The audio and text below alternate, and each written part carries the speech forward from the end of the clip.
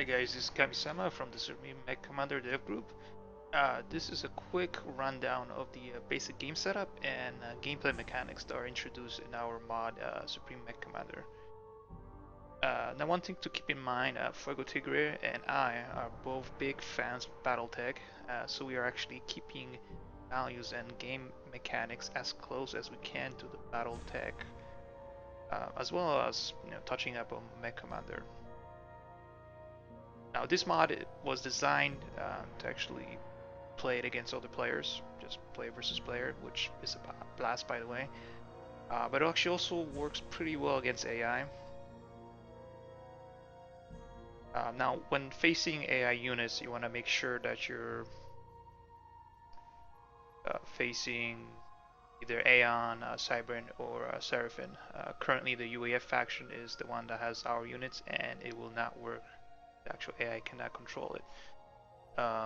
Also, another big thing is on the victory conditions. You want to make sure that it's set to annihilation. Any of the other ones will result in a insta win for the AI. So let's just choose our basic map. Yeah, Ben's Revenge and Cybran, and let's boot this up. So the first thing you will notice when you start the game, you actually don't have a commander, but you start off with a Lee class dropship. If you're not familiar with Battletech, dropships were used as combat vessels in space. They actually carried a variety of mechs, vehicles, and aerospace, which actually varied based on the different classes of dropships. So we start you with a partially damaged dropship here. It functions as a Tech 1 factory, and it has a powerful armament for defense, as well as a sensor, which actually is pretty long. Now the weapons, they're able to target both ground units, naval, and air, so it actually defends itself pretty well until late game. Which if it does get killed, it will blow up and knock out half of your base. So first thing that you want to do is just build up a engineer, which we have the Chifty. This is our basic engineering unit. You immediately notice that there's two icons in the build bar that are different: the Federated Suns Land Factory and the Federated Suns Air Factory. Now these are pretty much your factories that contain our units that we add into the game. They upgrade to Tech 2, which give you additional units in there. So let's speed this up.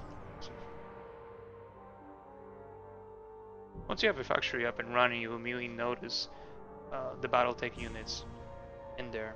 They actually rival Tech 3 units when it comes to their cost and build time, but their health is pretty low. Now normally this would make no sense, but I'll explain. We use the Battletech battle values, or BV for short, of each unit as the mass required to actually construct it. The energy requirement and build time is in line with actual Supreme Commander values. Now the hit points of each unit is a combination of its total armor value and internal structure from the Battletech tabletop game. The values of the units carry a damage resistance, which allows them to actually be competitive against Supreme Commander units, while actually keeping it true to the Battletech values. When it comes to combat in Battletech, units mount a variety of weapons. The Battletech tabletop game calculated the damage of those weapons once per turn, which each turn actually represented a 10-second period. We use these values to create a damage per second formula. Then using Mech Commander weapon speeds, we adjusted the weapon damage to reflect the speed, but still being able to do the original Battletech damage over a period of 10 seconds.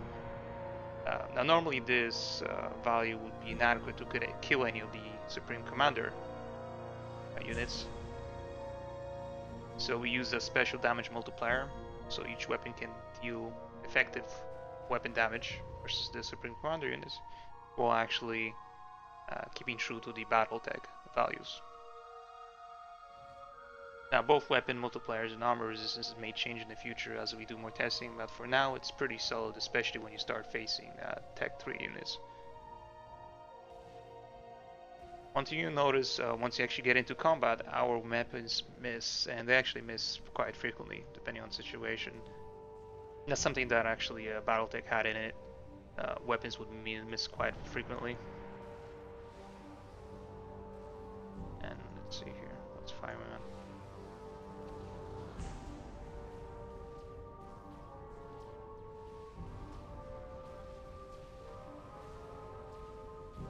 Now there's a base miss chance for when units are actually stationary, but once they start moving, they can just actually miss much more.